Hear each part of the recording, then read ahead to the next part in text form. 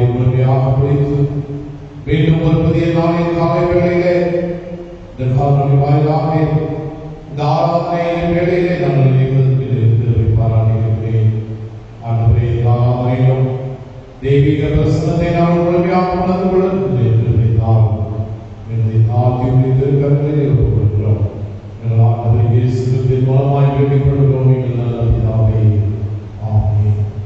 நம்முடைய ஆராதனை ஆரம்பமாக பாமாலைகளிலே 24வது பாமாலையை நாம் பார்ப்போம். பாமாலை 24 மாமாற்றி கர்த்தர் சாஸ்திரம் செய்வோம் வல்லவர் அன்பு பாடி போற்றுவோம் என்ற பாட்டை நாம் இணைந்து பாடுவோம். பாமாலை 24.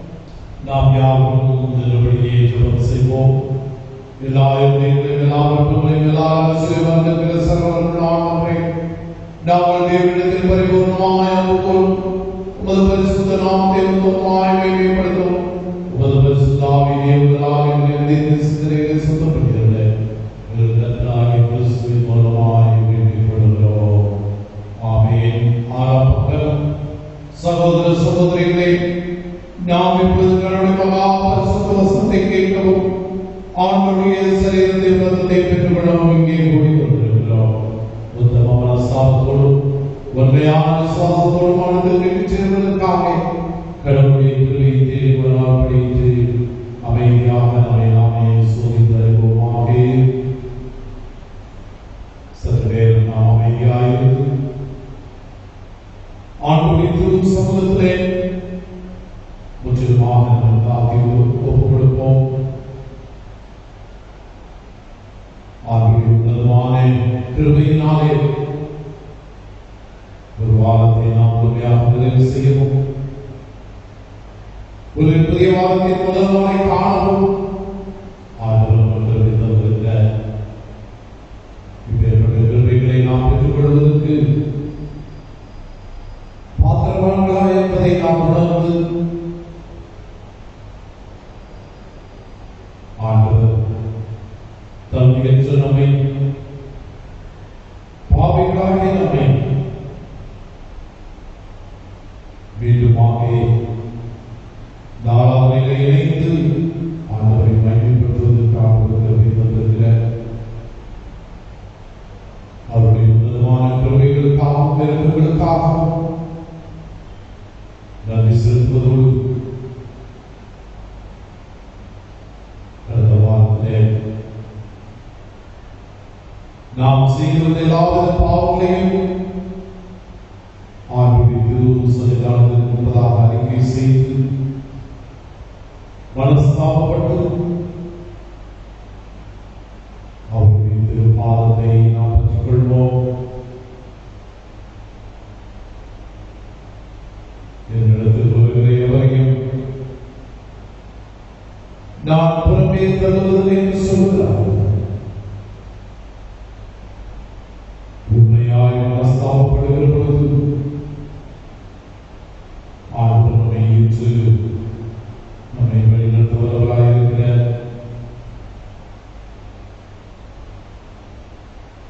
பாவத்திற்கு விருப்பமாக ஆண்டவரோடு இழந்து போன உறவை நாம் புதுப்பித்துக் கொள்ளும்படியாக நம்மை நாமே உணர்வது, நம்மை பார்வையோடு பாவத்தை ஜெபத்தின் மூலமாக நாம் அறிக்கை செய்வோம். பரமபிதாவே, உமக்கு விரோதமாகவும் எல்லாருக்கும் விரோதமாகவும் பாவம் செய்தோம் என்று அறிக்கையிடுகிறோம். ஒளியில் நடவாமல் நடந்து வந்தோம். கிறிஸ்துவின் நாமத்தை சொல்லி தீமை விட்டு விலகவில்லை. எங்களுக்கு அறிய வேண்டும் என்று கொண்டாடுகிறோம். இயேசு பாவம் எல்லாவற்றையும் மணி உமது பரிசுத்த ஆவியினால் எங்களை சுத்திகரித்து மனசாட்சியை உறுதிப்படுத்துகிறோம். உம்முடைய பரிசுத்த நாமத்துக்கு மகிமை உண்டாகும்படி நாங்கள் புது ஜீவனுள்ளவர்களாய் உம்முடைய சேர்ந்தவர்களாக மற்றவருக்கு மன்னிக்க எங்களுக்கு உதவி புரியும். ஆமென்.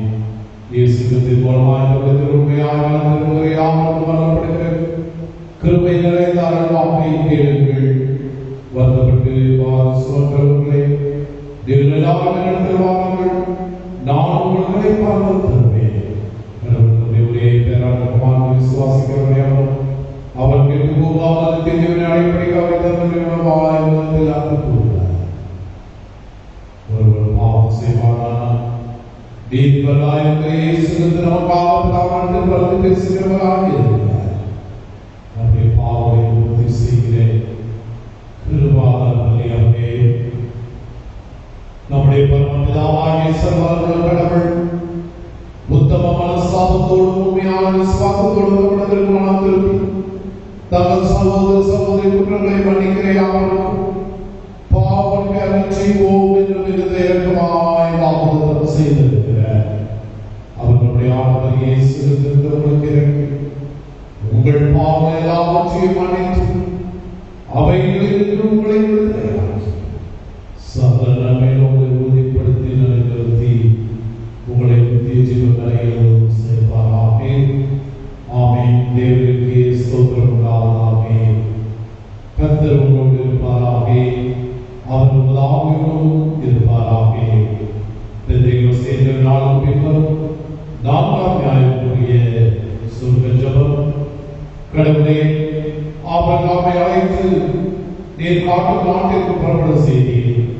அவரில் உலகங்களை யாவும் ஆசீர்வாதம் என்று வாக்கும் அளித்தீர். உமது திருவாக்கை எங்கள் நிறைவேற்றி நீர் நீதியாக ஏற்றுக்கொள்ளும் மேலுள்ள விசுவாசத்தை எங்களுக்கு அளியும். உமது நல்நோக்கம் எங்களிலும் எங்கள் மூலமாக நிறைவேறுவதாக எங்கள் ஆண்டவர் இயேசு பெருமான் மூலம் தாழ்மையோடு வேண்டிக்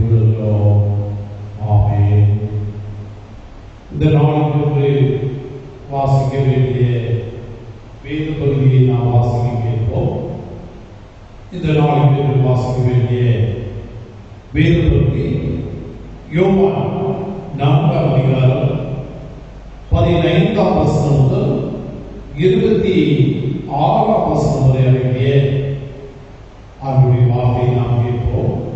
யோவான் 4ஆம் அதிகாரம் 15ஆம் வசனம் முதல். அந்த பெண் அவரை நோக்கி, ஆண்டவரே, எனக்கு தாகம் விடாமலும் நான் இங்கே கொண்டு கொள்ள வராமல் இருக்கும்படி அந்த தண்ணீரை எனக்கு தர வேண்டும் என்றார். இயேசு அவரை நோக்கி, நீ போய் உன் புருஷனை இங்கே அழைத்துக் கொண்டு வா என்றார். அதற்கு அந்த பெண், எனக்கு புருஷன் இல்லை என்றார். இயேசு அவரை நோக்கி, எனக்கு புருஷன் இல்லை என்று நீ சொன்னது சரியே. எப்படி 5 புருஷர்கள் இருந்தார்கள், எப்பொழுது உனக்கு இருக்கிறவர்கள் உனக்கு புருஷன் அல்ல, இதை உள்ளபடி சொன்னாய் என்றார். அப்பொழுது அந்த பெண் அவரை நோக்கி, ஆண்டவரே, நீ தீர்க்கதரிசி என்று காண்கிறேன். எங்கள் பிதாக்கள் இந்த மலையிலே தொழுது கொண்டு வந்தார்கள், நீங்கள் எருசலேமில் இருக்கிற ஸ்தலத்திலே தொழுது கொள்ள வேண்டும் என்கிறீர்களே என்றார். அதற்கு இயேசு, பெண்ணே, நான் சொல்லுகிறதை நம்பு. நீங்கள் இந்த மலையிலும் எருசலேமிலும் மாத்திரமல்ல, எங்கும் பிதாவை தொழுது கொள்ளும் காலம் வருகிறது. நீங்கள் அறியாததை தொழுது கொள்கிறீர்கள், நாங்கள் அறிந்திருக்கிறதை தொழுது கொள்கிறோம். ஏனென்றால் ரட்சிப்பு யூதர்கள் வழியாக வருகிறது. உண்மையாக தொழுது கொள்கிறவர்கள் பிதாவை ஆவியோடும் உண்மையோடும் தொழுது கொள்ளும் காலம் வரும், அது இப்பொழுதே வந்திருக்கிறது. தம்மை தொழுது கொள்கிறவர்கள் இப்படிப்பட்டவர்களாக இருக்கும்படி பிதாவானவர் விரும்புகிறார். தேவன் ஆவியாக இருக்கிறார். அவரை தொழுது கொள்கிறவர்கள் ஆவியோடும் உண்மையோடும் அவரை தொழுது கொள்ள வேண்டும் என்றார். அந்த பெண் அவரை நோக்கி, கிறிஸ்து எனப்படுகிற மேசியா வருகிறார் என்று அறிவேன். அவர் வரும்போது எல்லாவற்றையும் நமக்கு அறிவிப்பார் என்றார். அதற்கு இயேசு, உன்னுடனே பேசுகிற நானே அவர் என்றார் என்பது குறிப்பிட்ட வேத பகுதி வாசிக்க முடிந்தது. கிறிஸ்துவே உமக்கே மகிமை உண்டாவதாக. மீண்டுமாக பாமாலையில் 329வது பாமாலையை நாம் பாடுவோம். பாமாலையில் 329 அருள்நாதா நம்பி வந்தே நோக்கு கிளம்பி கைமாறின்றி என்ற பாடலை நாம்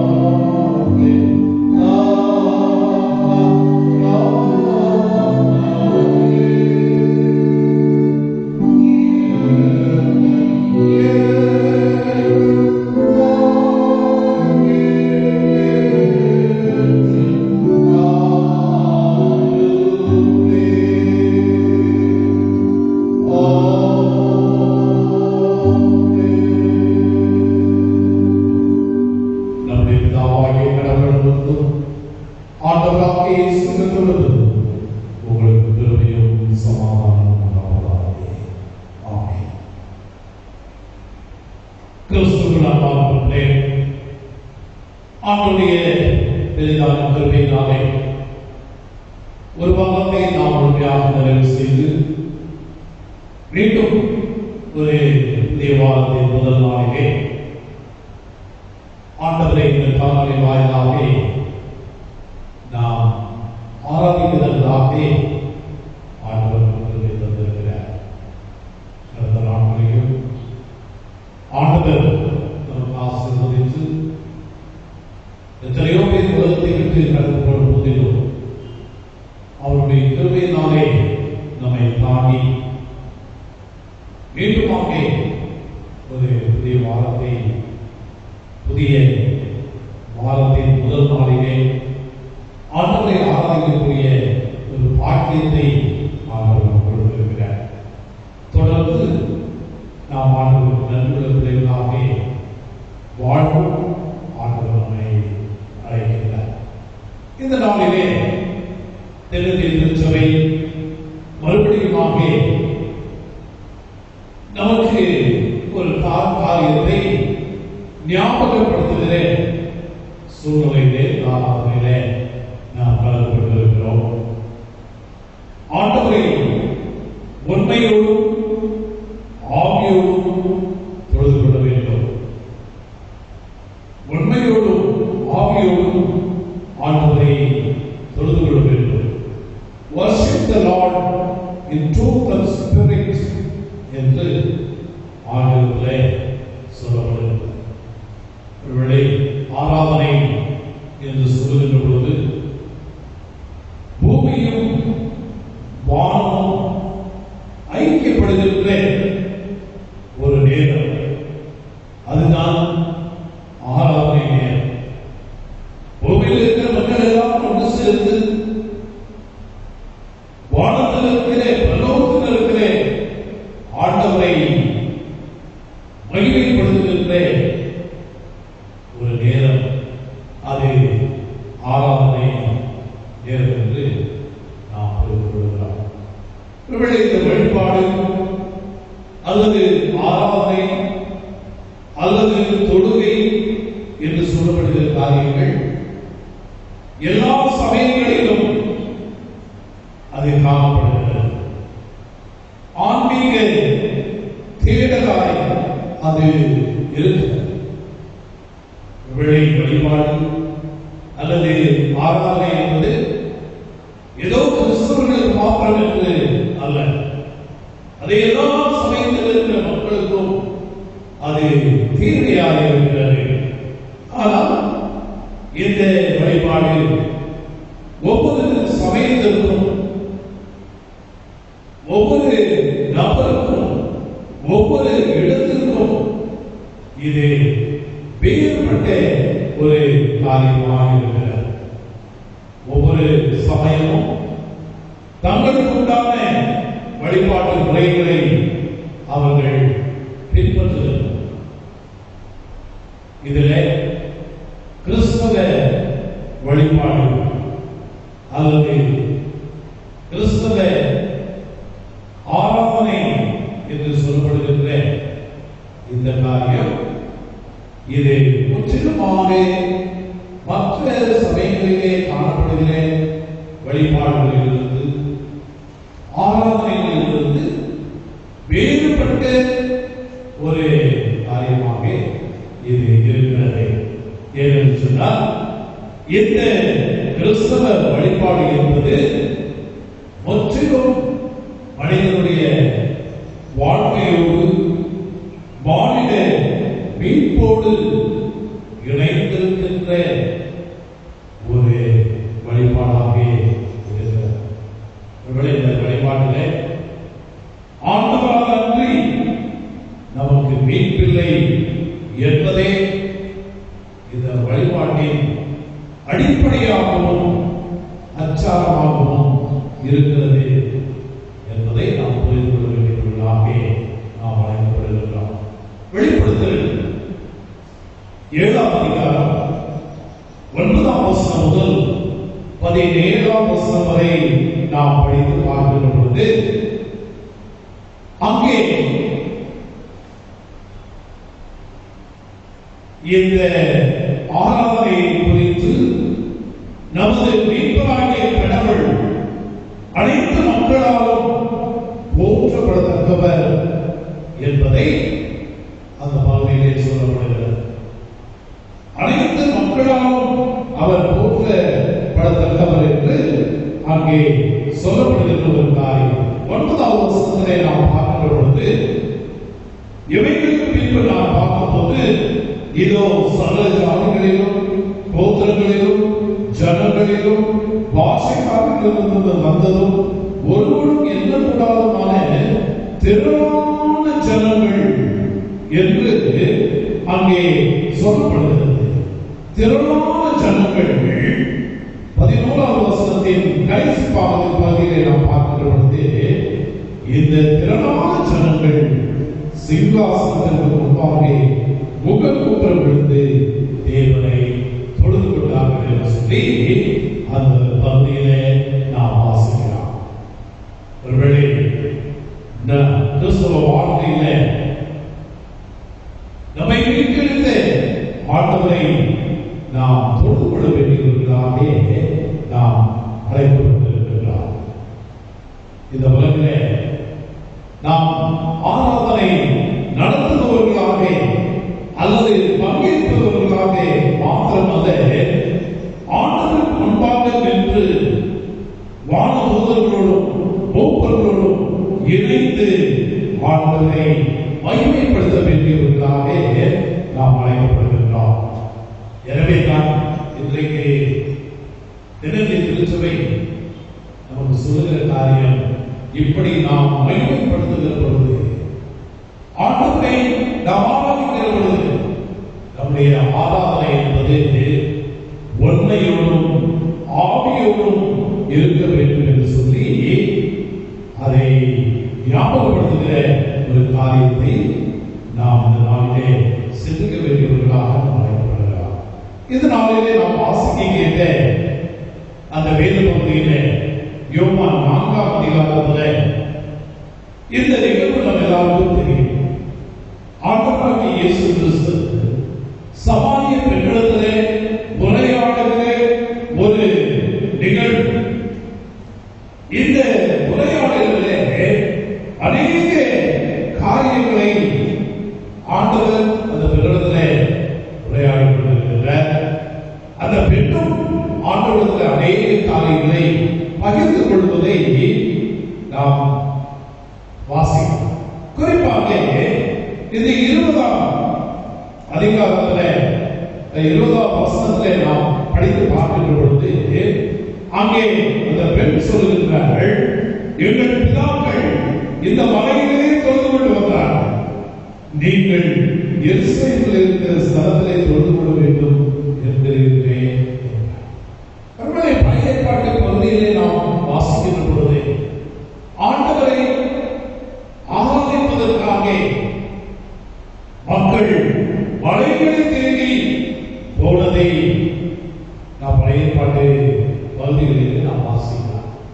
121 சங்கீதத்தில் உள்ள சங்கீதக்காரர் சொல்லுகிறார், எனக்கு முத்தாசை வரும் பர்வதங்களுக்கு நேராக என் கண்களை ஏறணும். பர்வதங்களுக்கு சொல்லுகிற பொழுது மலைகளுமே ஆராதிக்கின்ற ஒரு முறையை அங்கே இந்த பெண் ஞாபகப்படுத்துகின்றார். ஆனால் ஆண்டவர் சொல்லுகின்றார், நீ எங்கு ஆண்டவரை ஆராதித்தாலும் சரி, மலையை ஆராதித்தாலும் சரி, எருசலேமுக்கு ஆராதித்தாலும் சரி, 23வது வசனத்திலே படிக்கின்ற பொழுது, உண்மையாய் தொழுது கொள்கிறவர்கள் பிதாவை ஆவியோடும் உண்மையோடும் தொழுது கொள்ளும் காலம் வரும். ஆண்டவரை தொழுது கொள்கிறோம், ஆனால் ஆண்டவரை உண்மையாய் தொழுது கொள்ளுகிறவர்கள். பல சமயத்திலே ஆண்டவரை ஆராதிக்கிறோம் என்ற ஆராதனைக்கு நாம் வருகிறோம், ஆராதனையை கலந்து கொள்கிறோம். ஆனால் அது உண்மையான ஆராதனையா? ஆண்டவர் சொல்லுகிற உண்மையாய் தொழுது கொள்ளுகிற உண்மையாய ஆண்டவரை தொழுது கொள்ள வேண்டும் என்று விரும்புகிறவர்கள் பிதாவை ஆவியோடும் உண்மையோடும் தொழுது கொள்ளும் காலம் வரும், அது இப்பொழுதே வந்திருக்கிறது. தம்மை தொழுது கொள்கிறவர்கள் இப்படிப்பட்டவர்களாய் இருக்கும்படி பிதாவானவர் விரும்புகிறார். இரவும் காலமே ஆராதனைக்கு வந்து செல்வதே உண்மையான ஆராதனை இல்லை.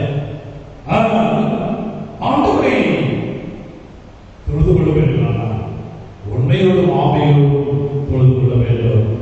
24வது வசனத்தில் தேவன் ஆவியாக இருக்கிறார், அவரை தொழுது கொள்கிறவர்கள் ஆவியோடும் உண்மையோடும் அவரை தொழுது கொள்ள வேண்டும் என்று அங்கே சொல்லப்படுகிறார்.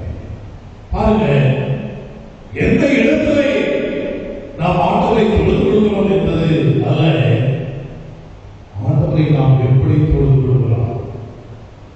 ஒருவேளை இந்த நாட்களிலே நாம் ஆண்டவருடைய ஆராதனைக்கு வந்து ஆலயத்திற்கு வந்து ஆராதனையிலே பங்கேற்க முடியாத ஒரு சூழ்நிலை இளங்களிலே இருந்து இந்த காணொலி வாயிலாக ஆராதனையை நாம் பார்த்துக் கொண்டு இருக்கிறோம், ஆண்டவரை ஆராதித்துக் கொண்டு இருக்கிறோம்.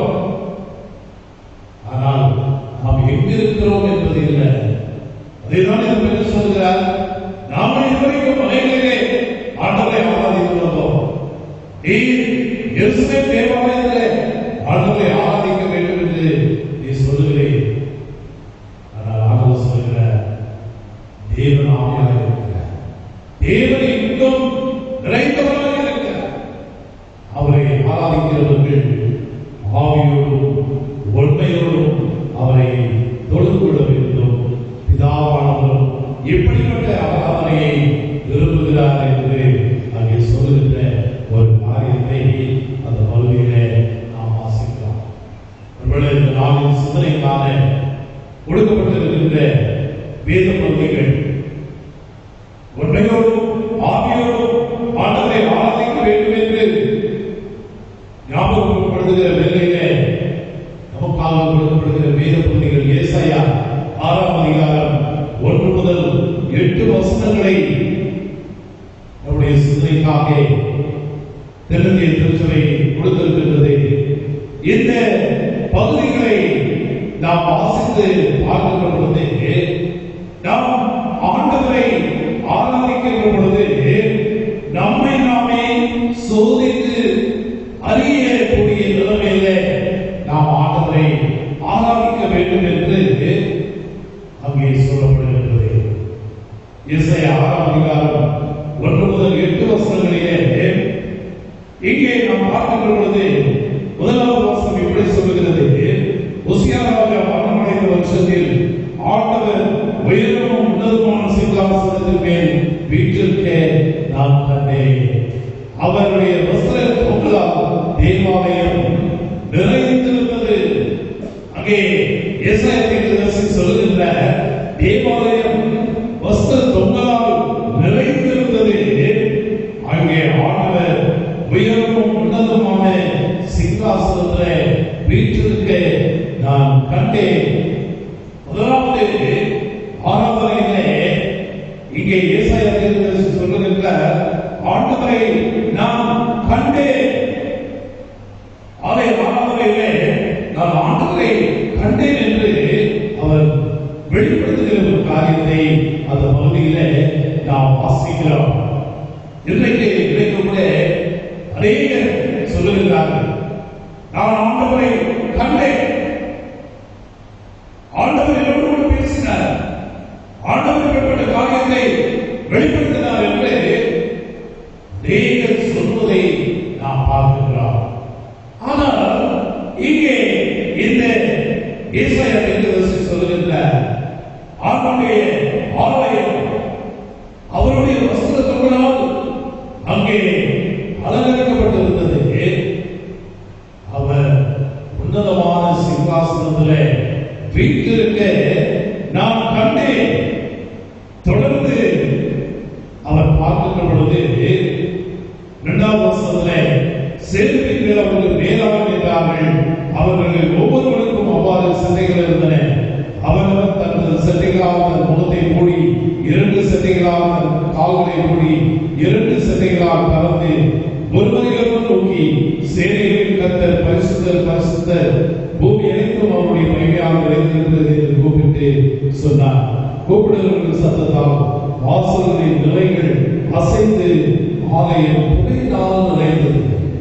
அங்கே ஆண்டவரை பார்த்து அங்கே தேவதூதர்கள் மகிமைப்படுத்தின ஒரு காரியத்தை சொல்லிவிட்டு இரண்டாவது காரியம் அங்கே ஏசாயா எதை சொல்கிறார் என்று பார்த்தால் அந்த ஆலய ஆராதனையிலே அவர் தன்னை உணர்வதை அந்த பகுதியிலே சொல்லுகிறார்.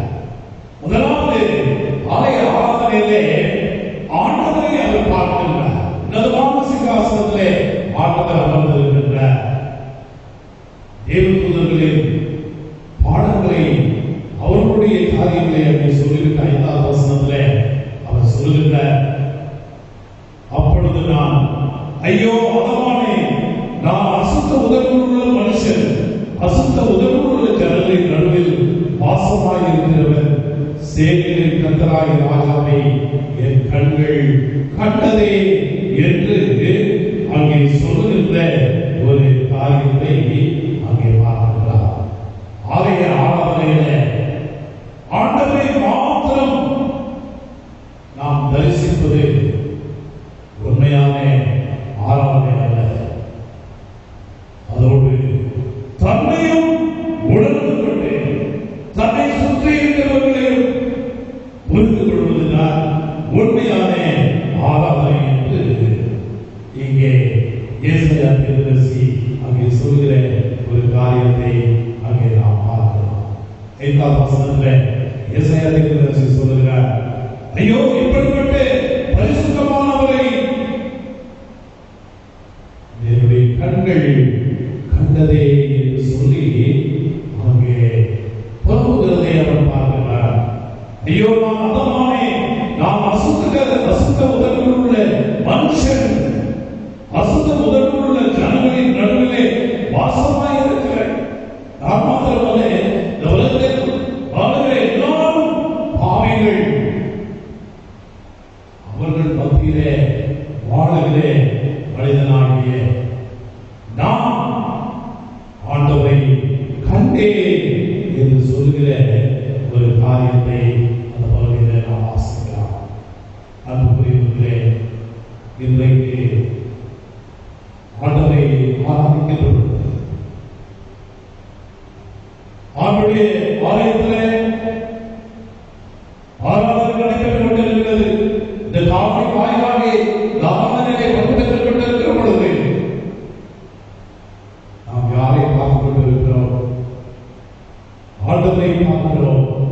அதே வேளையிலே நம்முடைய நிலைமையை நாம் உணர்ந்து பார்த்து நாம் அசுத்த உதடுகளுள்ள மனுஷன், பாவம் நிறைந்த உலகத்திலே வாழுகிற மனுஷன் என்று சொல்லி நம்மை உணர்ந்து ஆண்டவருடைய திருக்கரங்களிலே அர்ப்பணிக்கிறதாக ஆண்டவர் நம்மை அழைக்கின்றார்.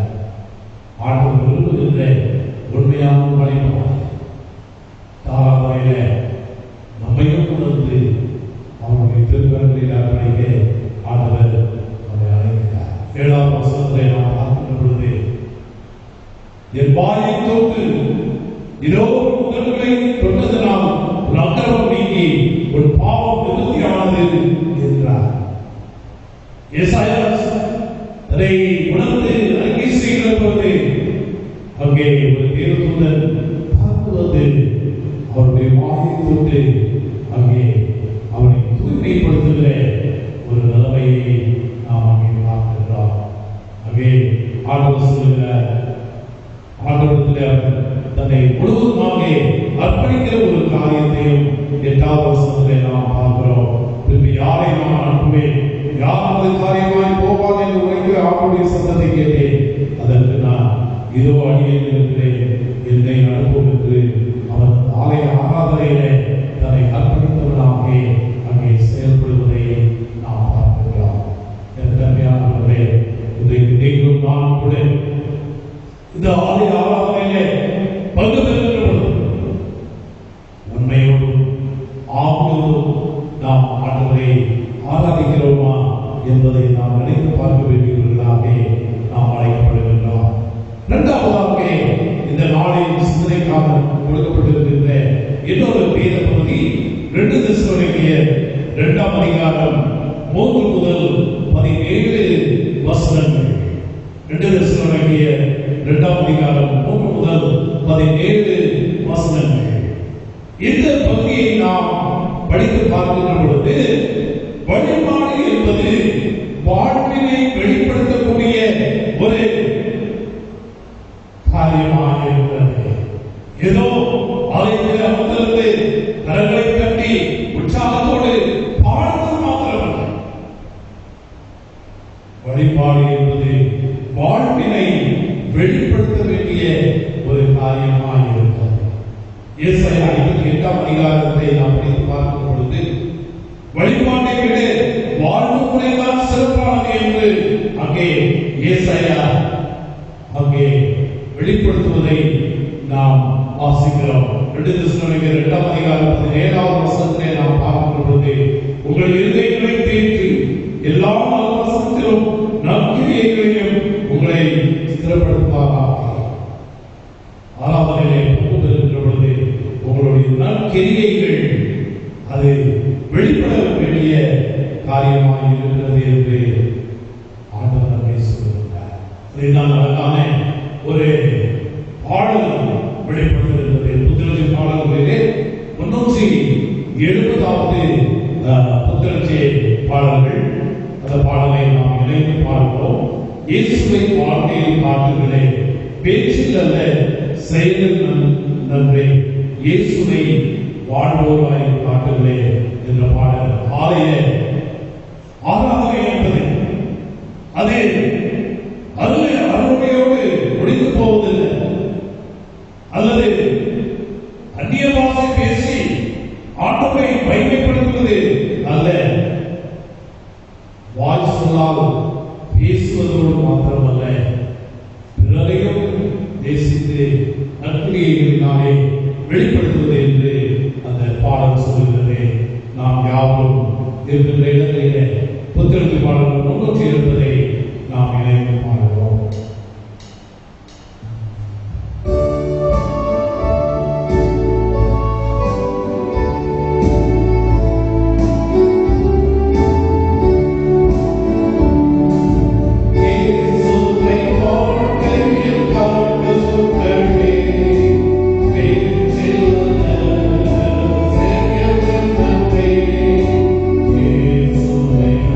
Oh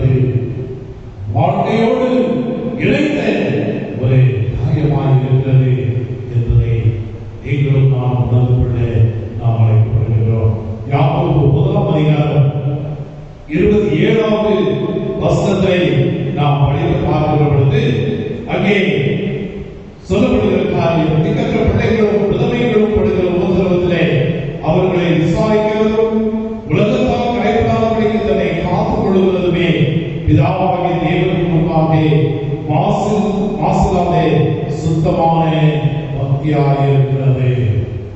சுத்தமான பக்தி எது, உண்மையான ஆராதனை எது என்று நாம் பார்க்கிற பொழுது வாழ்க்கையை நாம் வாழ்க்கை இயேசுவின் வாழ்க்கையிலே காட்டுவது என்பதை நாம் உணர்ந்து கொள்ள ஆண்டவர் நம்மை அழைக்கின்றார். ஆராதனை என்பது உண்மையோடும் ஆவியோடும் நாம் ஆண்டவரை தொழுது கொள்ள வேண்டிய ஒரு காரியம். ஆராதனையிலே ஆண்டவரை தரிசிக்கின்ற அதே வேளையிலே நம்மை நாமே உணர்ந்து நாம் யார் என்பதை ஆண்டவருடைய திரு சமூகத்திலே நாம் அர்ப்பணிக்கிறதாகவும் வாழ்க்கையை வாழ்ந்து காட்டவும் ஆண்டவர் நம்மை அழைத்திருக்கிறார். நாம் இருக்கின்ற இடங்களிலே, நாம் வாழ்கின்ற இடங்களிலே உண்மையோடும் ஆவியோடும் ஆண்டவரை தொழுது கொள்ள ஆண்டவர் தாமே நம்ம எல்லாருக்கும் கிருபை செய்வாராக. ஆமென். நாம் இருக்கின்ற இடங்களிலே நாம் எழுந்து நம்முடைய விசுவாசத்தை விசுவாச பிரமாணத்தின் மூலமாக நாம் பயபக்தியோடு கூட நாம் அறிக்கை செய்வோம். வானத்தையும் பூமியையும் காணப்படும் காணப்படாதமான எல்லாவற்றையும் படைத்தவராக இருக்கிறேன் சர்வருடைய பிதாவாகிய விசுவாசிக்கிறேன். ஒரே கர்த்தருமாகிய தேவனுடைய பேரன்பாகிய இயேசு கிறிஸ்துவை விசுவாசிக்கிறேன். அவர் சர்வலாத்துடனே தமது பிதாவாலே ஜெபிக்கப்பட்டவர் தேவனுடைய தேவனானவர் ஜோதிய ஜோதியானவர் ஏதேனானவர் லாபமாக பிதாவாகிய தேவன் சாலத்தியுள்ளானவர் நன்றாக ஆகும் அவர்கள் சுற்றுலாவும் பரமந்தரகி பரிசுத்தாவினாலே கடையாளப்பட்டு சிறுகாலையில் பாடுபட்டார். வேதவாக்கில் படிக்கொண்டாமல் வைத்திருந்தார். பரமத்திலே பிதாவாக வாசத்தை வைத்திருந்தார். உயிருள்ளவர்கள் ஞானத்தினை வைத்திருந்தார். அவருடைய ராஜ்யத்தின் முடிவுகளை கர்த்தருமாய் ஜீவனை கொடுக்கிறவருமாய் பிதாவுக்குமாய் பரமபிதாவுக்குமாய் பிதாவுக்குமாய் கொடுக்கிறது சொல்லுகிறவருமாய் இருந்த சிறுமாய் கர்த்தருமாய் விசுவாசிக்கிறேன். ஒரே பரிசுத்தவான் அப்போஸ்தலர் திருச்சபையுடன் விசுவாசிக்கிறேன். ஆமென். நினைவுபட்டவரை ஞானஸ்நானத்தை அளிக்கிறேன். மருத்துவர்கள் தொந்தரும் வருகைக்கு ஜீவனுக்காக காத்திருக்கிறேன். ஆமென். திருப்பதிக்கு ஆயத்த பாடலாக கீர்த்தனைகளிலே 187வது பாடலை நாம் பாடுவோம். தந்தை இயேசுவே இந்த நேரமே உனக்கு இந்த பாடலை நாம் இணைந்து பாடுவோம்.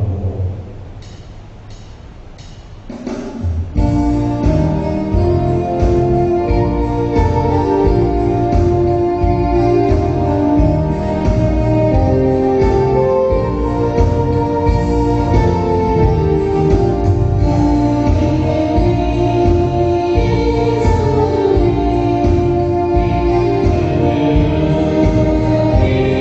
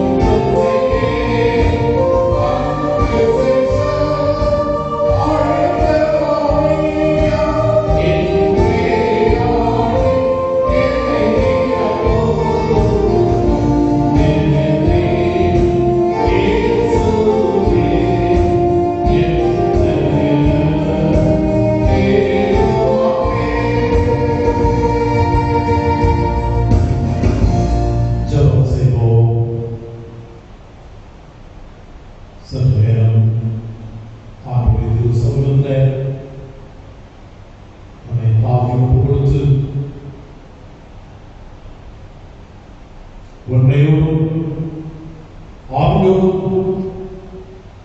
ஆண்டவர் நம்மை தொழுது கொள்வதற்கு அழைத்திருக்கின்றார். ஆண்டவரை தொழுது கொண்டிருக்கிற இந்த நேரத்தில் நம்மை நாமே உணர்ந்திருக்கிறோமா என்பதை சிறிது பார்த்து எசாயாவை போல ஆண்டவரை அசுத்த உதவிகள் பாவம் நிறைந்த உலகத்திலே வாழ்க்கை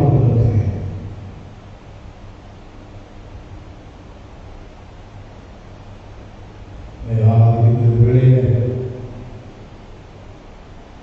இதனை ஏற்றுக்கொள்வது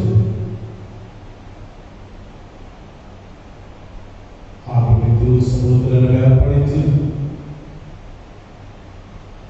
அவருடைய சரீரத்தில் வந்ததை பெற்றுக் கொள்வதற்கு அவருடைய திருக்கரங்களிலே நம்மை நாம் ஒப்புக் கொடுப்போம்.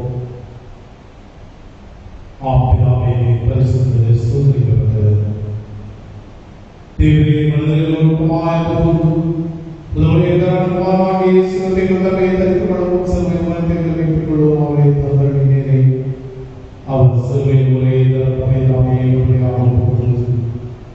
சர்வலோகத்தின் பாவங்களை செய்வதற்கு நிறைவும் போராடும் போன்றதுமான பலியை காணிக்கை பைகாவை சென்றது போதாமல் தமது அருமையான மனத்தை நினைக்கும் ஞாபகத்தை நினைத்து தாம் திருவள்ளுவரால் சிறுவர்களை தமது பரிசுத்த சிறுவர்கள் கட்டளையினாலே அவர் தாம் காட்டிக் கொள்ளப்பட்ட ராத்திரியிலே அப்பத்தை எடுத்து ஸ்தோத்திரம் அதை பெற்று சீஷர்களுக்கு கொடுத்து நீங்கள் வாங்கி புசியுங்கள், இது உங்களுக்காக கொடுக்கப்படுகிற என்னுடைய சரீரம், என்னை நினைவு கூறும்படி செய்யுங்கள் என்றார்.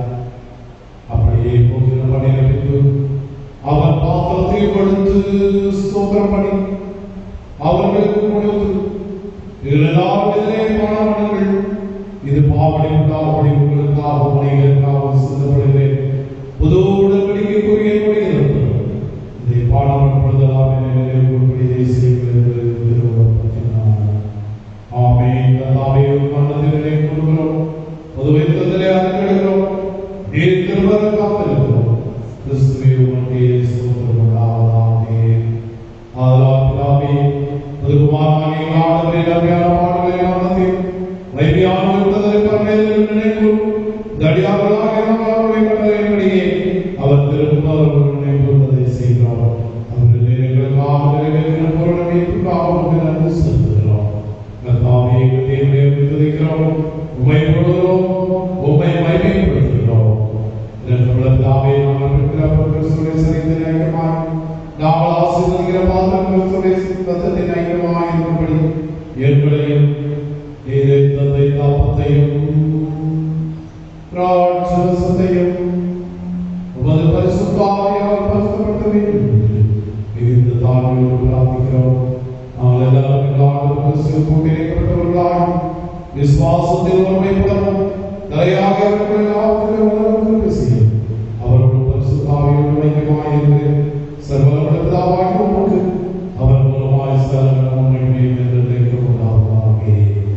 ஆமென். ஆண்டவருடைய ஜெபத்தை யாவரும் சேர்ந்து ஏற்போம். பரமபிதாவே எங்கள் பிதாவே, உம்முடைய நாமம் பரிசுத்தப்படுவதாக, உம்முடைய ராஜ்யம் வருவதாக, உம்முடைய சித்தம் பரலோகத்திலே செய்யப்படுவது போல பூமியிலே செய்யப்படுவதாக. எங்கள் அப்பத்தை தாரும், எங்களுக்கு விரோதமாய் பிரசங்கிக்கிறோம் மன்னிக்கிறது போல எங்களுக்கு மன்னியும். எங்களை சோதனையில் பிரவேசிப்பதாக ரட்சித்துக் கொள்ளும். ராஜ்யம் வல்லமை மகிமை என்றென்றைக்கும் உடையவர்களே. ஆமென். இந்த வேளையிலே நாமே தாழ்த்தியாக வைத்து சமுத்திர அர்ப்பணித்து விசுவாசத்தின் மூலமாக அவருடைய சரீரத்தின் ரத்தத்தை பெற்றுக் கொள்ள நம்மை ஆயத்தப்படுத்திக் கொள்வோம். திறக்கப்பட கர்த்தாவே, எங்கள் செய்தியை நம்பி நாங்கள் தம்மில் சேர்த்துகிறோம்.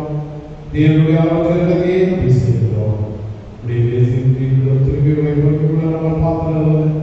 ஆனாலும் தேவையை எப்பொழுதும் இறக்கம் செய்கிறதா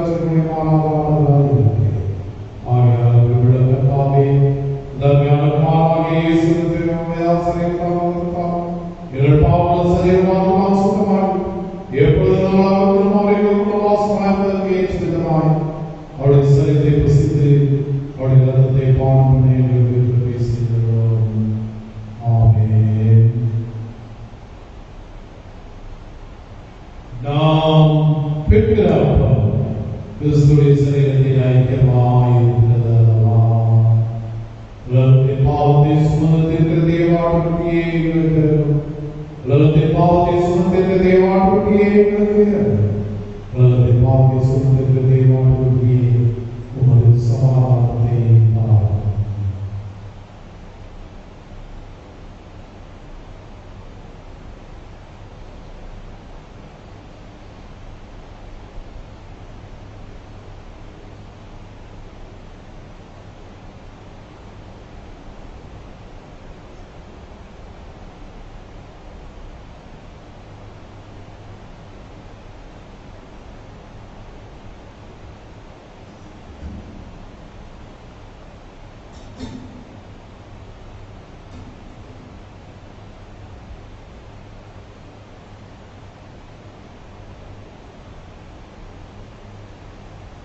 விசுவாசத்தின் மூலமாக அவருடைய சரீரத்தின் ரத்தத்தை பெற்றுக்கொண்டவர்களாகிய நாம் யாவரும் சேர்ந்து அவர்களுக்கு நன்மை அளிப்போம். என் ஆத்மாவே கர்த்தரை ஸ்தோத்திரி, என் மனமே பரிசுத்த நாமத்தை ஸ்தோத்திரி. என் ஆத்மாவே கர்த்தரை ஸ்தோத்திரி, அவர் செய்த சகலமாக. ஆமென். எல்லாவற்றிற்கும் மேலான தேவ சமாதானம் உங்களுடையது. எங்கள் தேவனுடைய குமாரனாகிய நம்முடைய இயேசு கிறிஸ்துவின்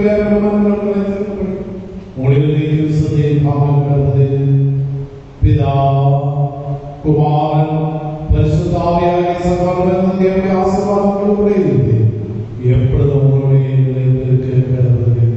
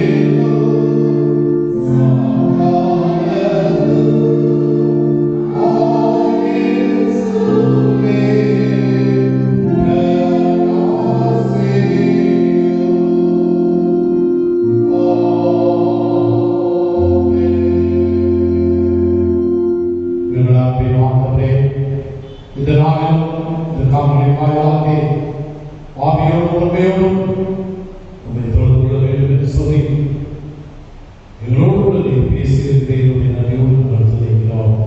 ஆமாண்டவரே, என்னுடைய வழிபாடானது உமக்கு பிரியமான வழிபாடாக இருக்க தொடர்ந்து என்னை வழிநடத்தும்.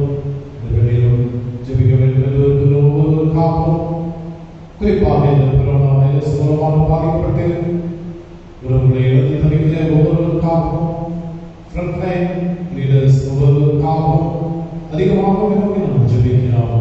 ஆண்டவரே, எல்லாரையும் நீர் காத்துக்கொள்ளும். எல்லாவற்றையும் நீர் நடத்துகிறீர். சித்தமானால் சீக்கிரமாக ஆலயத்தில் வந்து உண்மையோடு ஆரம்பிப்பதாக ஆண்டவராக நீர் ஒவ்வொருவருக்கும் நலன் தர வேண்டும். ஆண்டவர் இயேசு கிறிஸ்துவின் மூலமாய் வேண்டிக் கொள்கிறோம். நல்லதாமே. ஆமென். கர்த்தர் உங்களோடு இருப்பாராக. சமாதானத்தின் தேவன் உங்கள் ஒவ்வொருவரையும்